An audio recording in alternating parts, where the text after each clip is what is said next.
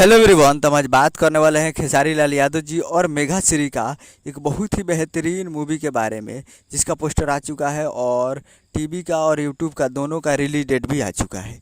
और इसमें म्यूजिक दिए हैं पूरे मूवी में कृष्णा बेदर्जी जी, और गीत लिखे हैं अजित हलचल जी, सनी किशन जी और कृष्णा बेदर्जी जी, तीन मिलकर इसमें गीत लिखे हैं, जो कि आपको स्क्रीन के ऊपर दिखाई दे रहा है। जिस मूवी का नाम है फरिश्ता, जिसका नाम है फरिश्ता।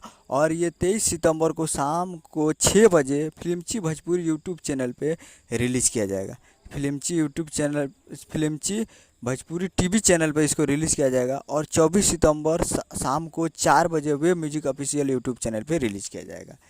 तो कल तैयार रहिएगा, शाम को 6 बजे टीवी के चैनल पर ये दिखाई देगा आपको।